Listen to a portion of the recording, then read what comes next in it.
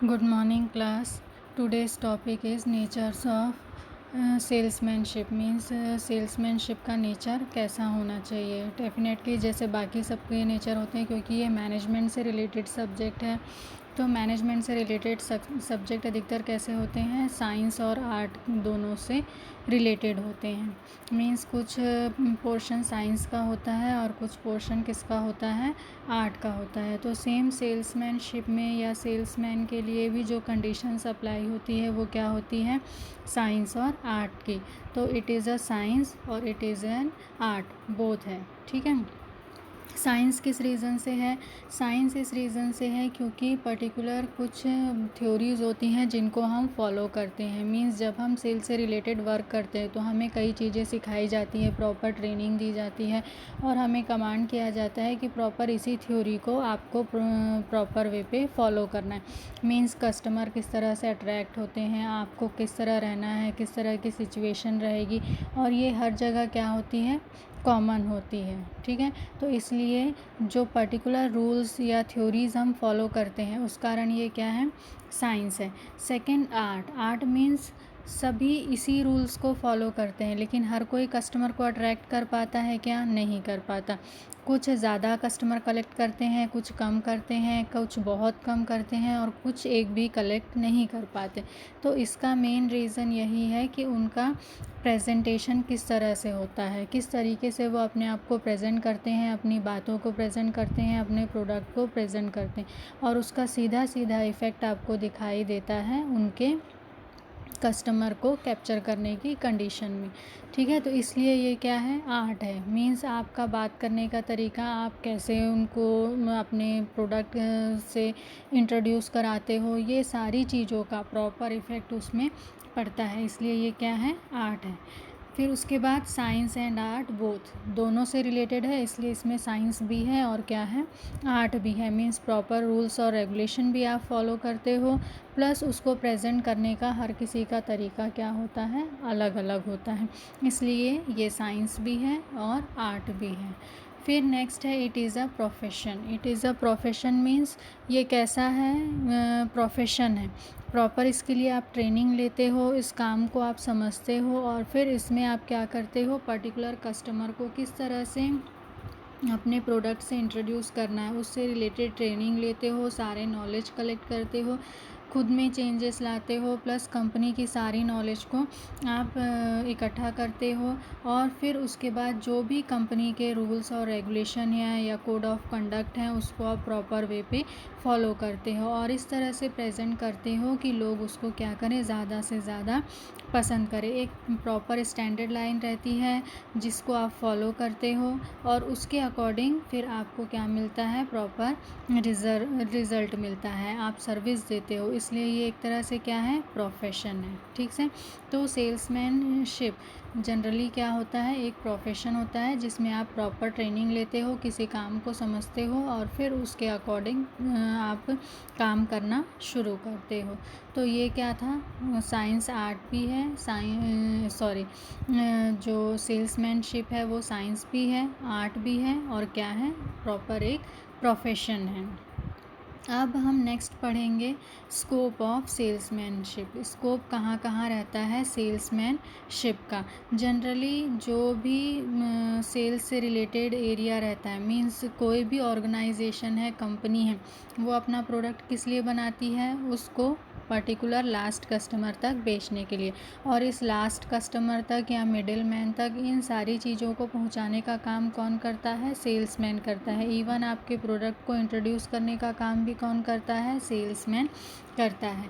तो जब भी आप किसी ऑर्गेनाइजेशन के स्ट्रक्चर के बारे में सोचते हैं तो सबसे पहले आप जो पता करते हो वो ये पता करते हो कि आपको मार्केट कहाँ मिलेगा, मार्केट कहाँ मिलेगा, फिर उसको आप कैप्चर कैसे करोगे, उसके लिए कितने सेल्समैन की ज़रूरत पड़ेगी और किस तरह से आप उस मार्केट को कवर करोगे, और ज़्यादा से ज़्यादा अपना प्रोडक्ट बेचोगे, क्योंकि प्रोडक्ट की डिमांड नहीं होगी मीन्स आपके बिज़नेस का कोई भी मतलब नहीं होगा। इवन आपका ऑर्गेनाइजेशन जो है वो कंटिन्यू रन नहीं करेगा। तो उसके लिए किसकी ज़रूरत है? कस्टमर की। और ये कस्टमर आपको कौन ला के देते हैं? सेल्समैन ला के देते हैं।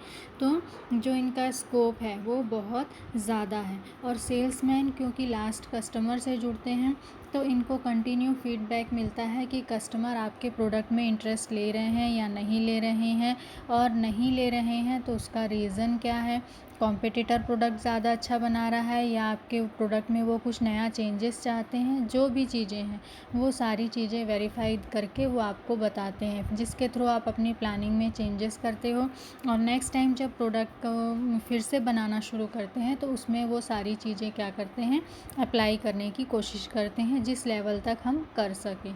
तो सेल्समैनशिप का स्कोप बहुत ज़्यादा है और बहुत ज़्यादा इनकी ज़रूरत है।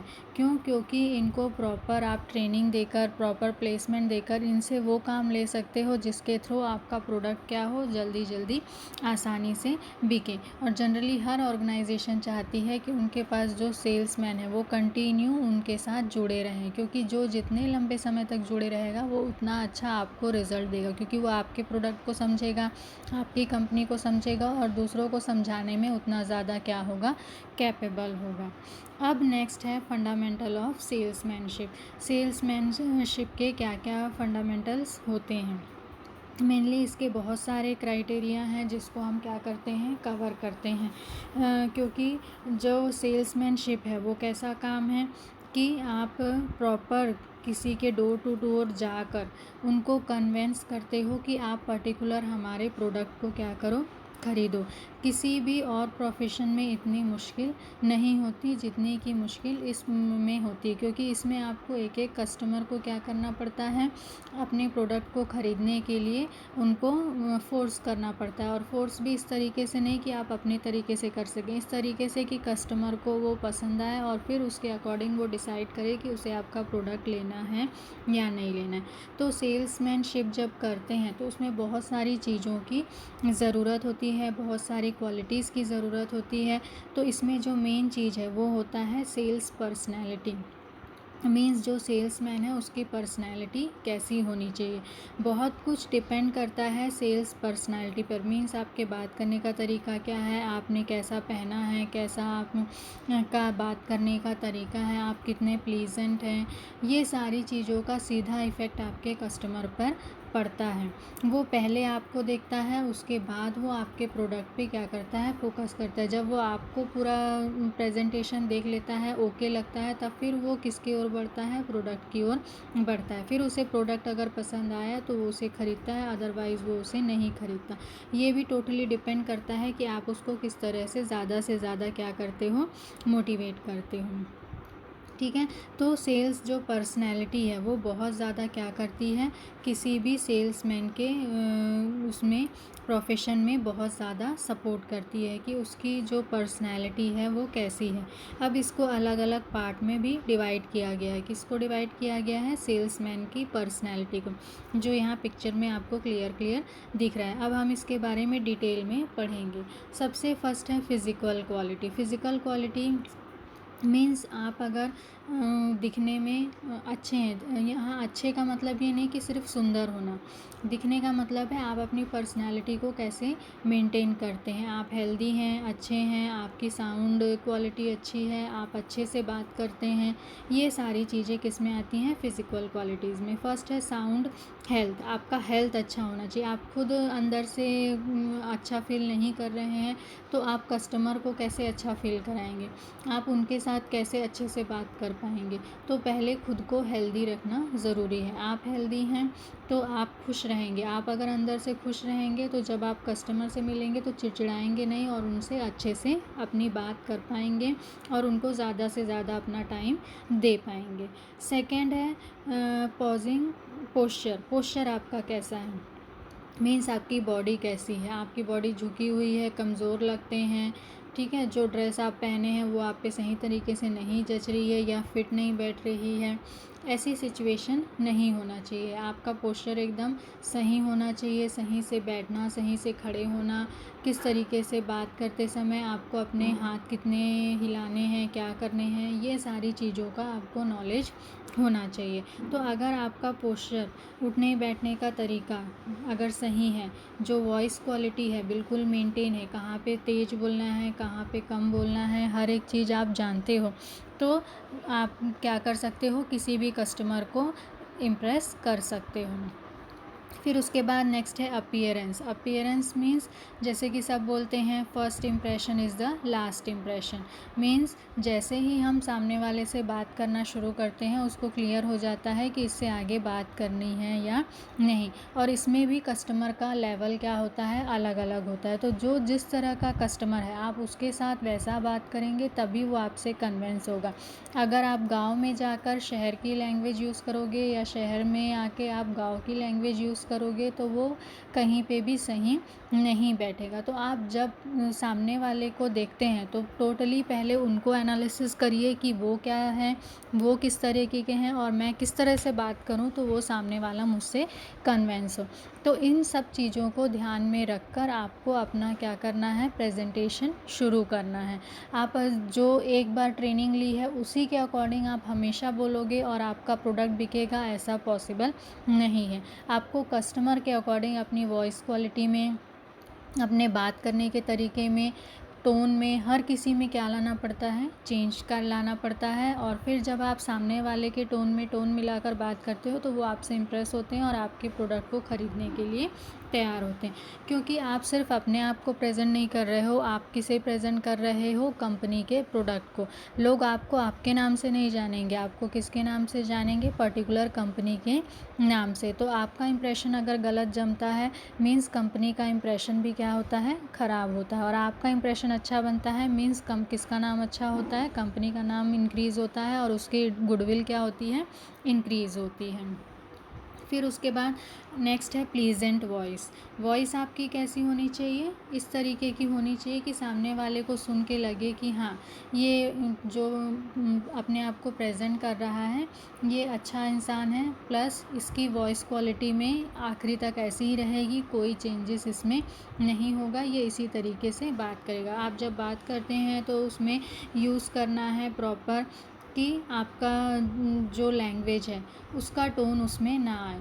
प्लस ये ध्यान रखना है कि जब आप जिस कस्टमर से बात कर रहे हैं अगर आप उनकी लैंग्वेज को कुछ कवर करते हैं तो उसका पॉजिटिव इफ़ेक्ट उन पे ज़रूर पड़ता है।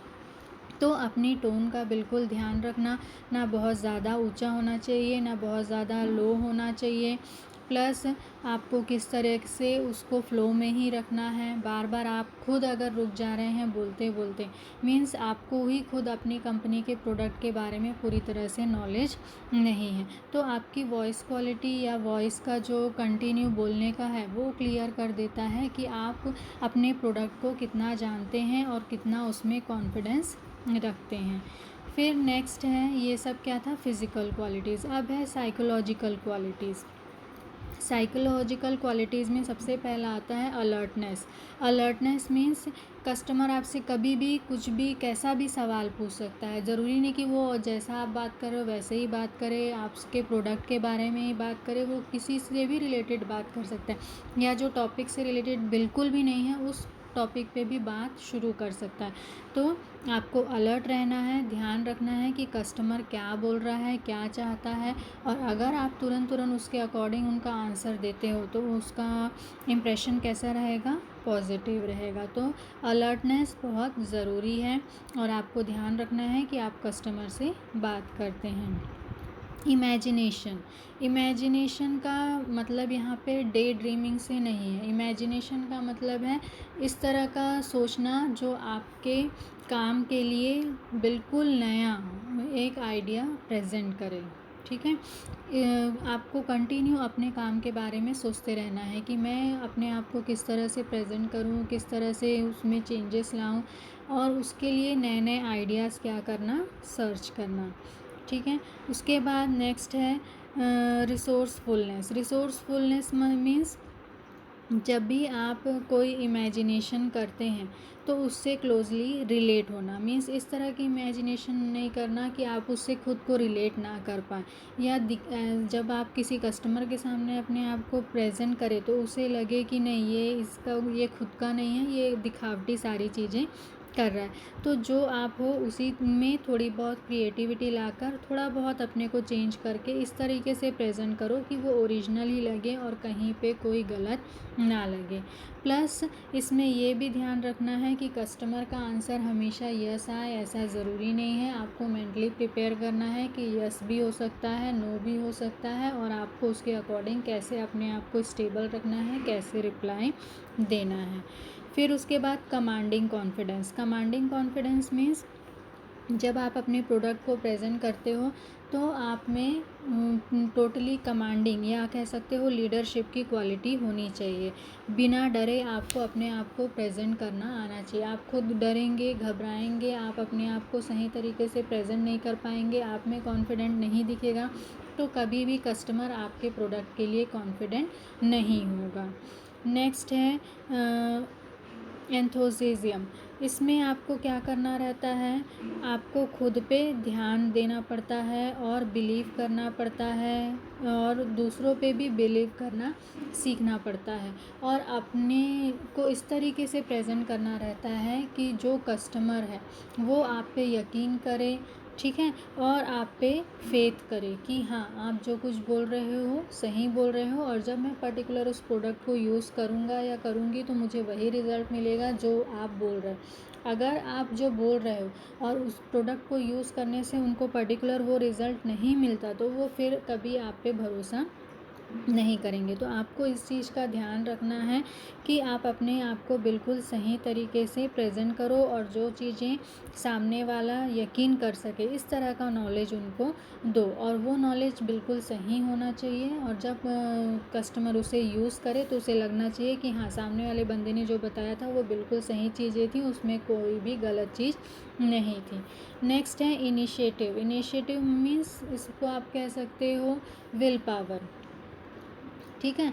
विल पावर मीन्स आप किस तरह से खड़े रहते हो। मीन्स कस्टमर तो अलग अलग तरीके के मिलते हैं, कोई बहुत एग्रेसिव होता है, कोई शांत होता है, कोई जवाब ही नहीं देता, किसी को कोई मतलब ही नहीं रहता। बहुत कम ऐसे कस्टमर मिलते हैं जो आपका वेलकम करेंगे और आपको आसानी से एक्सेप्ट करेंगे।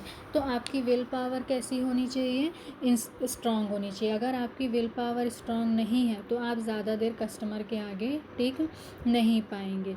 तो कंटिन्यू उनको क्या करना, अपने प्रोडक्ट के लिए मोटिवेट करना कि आप हमारा प्रोडक्ट ख़रीदिए, इसमें ये क्वालिटी है।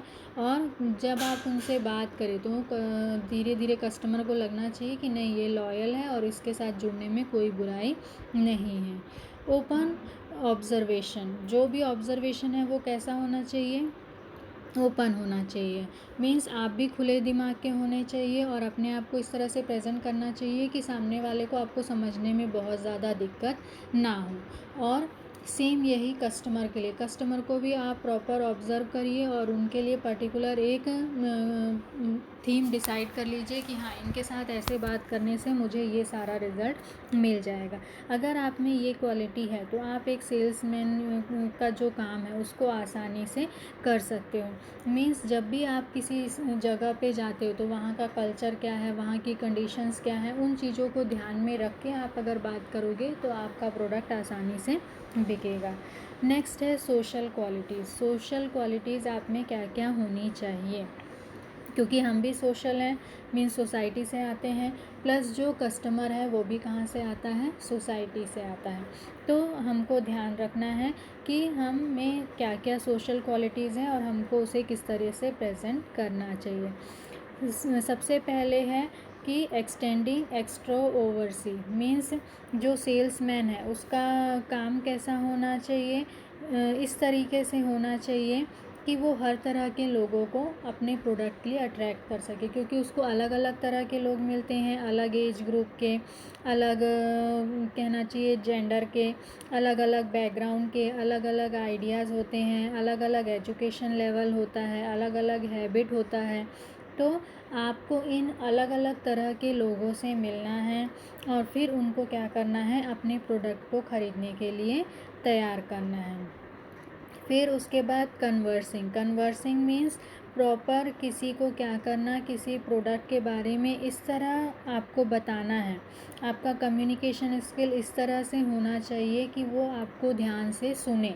अगर वो आपको ध्यान से नहीं सुन पा रहा मीन्स आपकी कम्युनिकेशन स्किल उतनी अच्छी नहीं है। तो अपनी कम्युनिकेशन स्किल को इस तरह से बनाना चाहिए कि वो कंटिन्यू आपसे जुड़े, कंटिन्यू आपकी बातों को सुने और उसे लगे कि हाँ, आपका कन्वर्सेशन इफ़ेक्टिव है और जो चीज़ें आप प्रेजेंट कर रहे हो वो बिल्कुल सही हैं और उसके अकॉर्डिंग अगर मैं इस प्रोडक्ट को लेती हूँ या इस प्रोडक्ट को दूसरे मार्केट में भेजती हूँ तो मुझे इसका रिज़ल्ट पॉजिटिव ही मिलेगा।